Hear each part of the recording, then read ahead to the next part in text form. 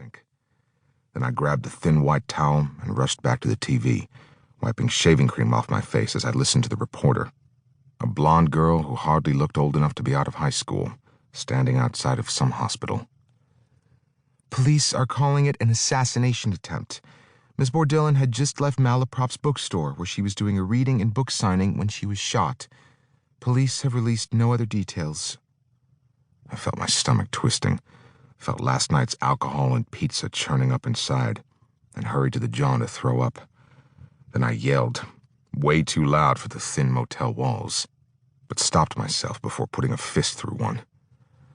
Now what? You'll receive the second half when the job is done. Cash, 4 days after.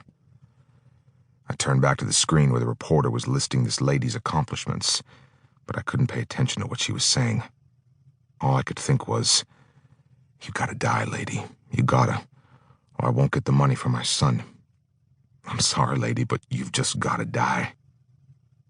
Then I put my head in my hands, unable to process the horrible mess I was in now. What were you thinking when you agreed to murder Hughes?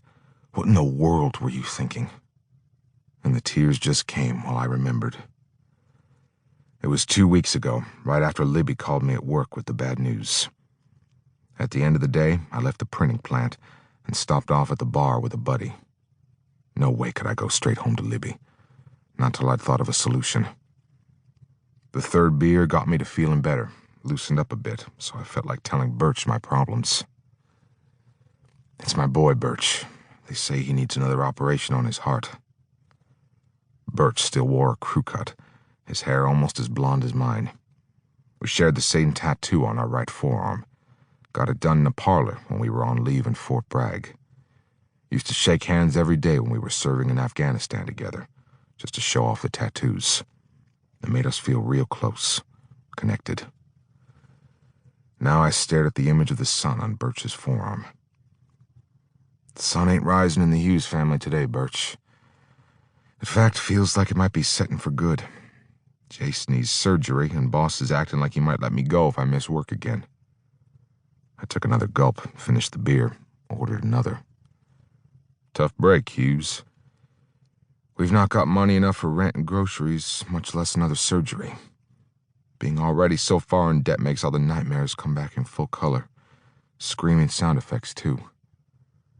Birch knew all about my childhood, and we witnessed the Afghanistan horrors together. Libby still working? Yeah. You'll find something else to bring in more cash. You always do. I shook my head. Don't you sometimes just want to give it all up? You know it.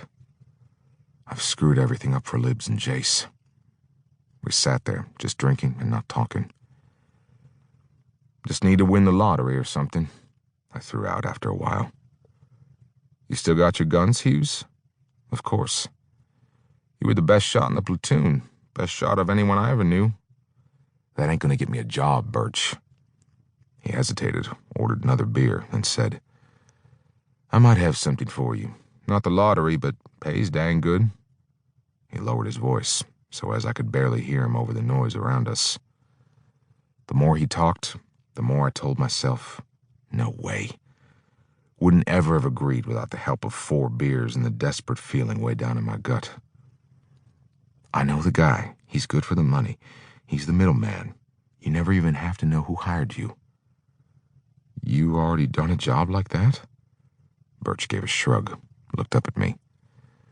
Doesn't have to be a career, Hughes, but it'll give you some fast cash. You could try it this once. He reached over to shake my hand, nodded down to the tattoo. You're real good with the gun. Might as well use what you're good at. Might let you see the sun a little, too. It sounded like a good idea at the time. Paige. She lay on her back, her mouth half opened, the tube inserted, a string of drool escaping beside it, which was, just gross. Her head was shaved on the right side where the bullet had penetrated, and now she resembled a corpse beginning to be mummified, her head swathed in white gauze that ended right at her eyebrows. The rest of her face was very pale.